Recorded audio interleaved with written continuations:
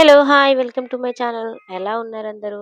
ఇవాళ నేనైతే ఈ చిట్టి చిట్టి ఫ్లవర్స్ క్రోషే ఎలా చేయాలి అనేది చూపిస్తాను. సో, ఈ ఫ్లవర్స్‌నైతే చాలా అంటే చాలా రకాలుగా యూజ్ చేసుకోవచ్చు. మన క్రాఫ్ట్‌లో కూడా చాలా రకాలుగా యూజ్ చేస్తారు. సో, ఈ చిన్న ఫ్లవర్స్‌ని ఎలా చేయాలో చూసేద్దామా? So, let's start our video.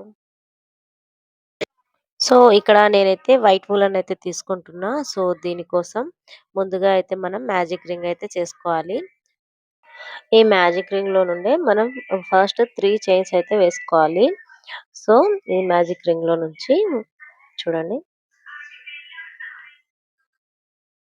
1, 2 and 3 chain వేసుకున్న తర్వాత నెక్స్ట్ రింగ్‌లో నుంచి మనం తీసుకున్న రింగ్ ఏదైతే ఉందో ఆ రింగ్‌లో నుంచే డబుల్ క్రోషే చేయాలి. సో, ఇక్కడ 1 అండ్ 2 ఇలా 2 డబుల్ క్రోషెస్ చేయాలి. సో, 2 డబుల్ క్రోషెస్ చేసిన తర్వాత నెక్స్ట్ మనం దానిపైనే 3 చైన్ వేసుకొని ఆ రింగ్‌లోనే స్లిప్ నాట్ వేసుకోవాలి. స్లిప్ నాట్ వేసుకొని మళ్ళీ దానిపైన 3 చైన్ వేసుకొని same process 2 double crochets and దానిపైన 3 చైన్స్ నెక్స్ట్ దాంట్లో స్లిప్ నాట్. సో, ఇదంతా మ్యాజిక్ రింగ్‌లోనే జరిగిపోతుందనమాట. సో, దీనికోసం ఎలాంటి చైన్ ప్యాటర్న్ వేసుకోవాల్సిన అవసరం లేదు. సో, ఇవన్నీ రింగ్‌లోనే చేసేయాలి. సో, ఇలా మీకు ఎన్ని పెటల్స్ కావాలనుకుంటే అన్ని పెటల్స్ సేమ్ ప్రాసెస్‌లో చేసేయాలి.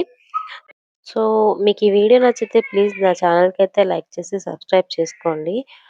అండ్ మీకు ఈ క్రోషియో గురించి ఎలాంటి డౌట్ ఉన్నా నాకైతే కామెంట్ చేయండి. ఖచ్చితంగా ఆ డౌట్ క్లారిఫై చేయడానికి ట్రై చేస్తాను. సో, ఇలా నేనైతే 5 పెటల్స్ అయితే చేశాను. 5 పెటల్స్ చేసిన తర్వాత లాస్ట్ వచ్చేసి స్లిప్ నాట్ వేసి ఇంకొక 3 వేసుకోవాలి. ఇంకొక నాట్ వేసేసి టైట్‌గా లాగి ఎక్స్ట్రా థ్రెడ్ కట్ చేసేసుకోవాలి. అండ్ మనం స్టార్టింగ్‌లో ఏసిన రింగ్‌కి స్టార్టింగ్ పాయింట్ ఉంటది గదా! దాన్ని గట్టిగా లాగాలి.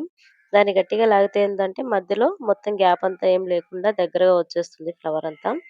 సో, ఇలా ఈ రెండిటిని బ్యాక్ సైడ్‌కి నేను మూడేసేస్తున్నాను. ఈ 2 ఎడ్జెస్‌ని కూడా బ్యాక్ సైడ్ తిప్పేసుకొని మూడేసేస్తున్నాను.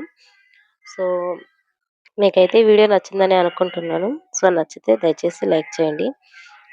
సో, ఇది ఇవాల్టి వీడియో. నెక్స్ట్ వీడియోలో మళ్ళీ కలుసుకుందాం. Thanks for watching.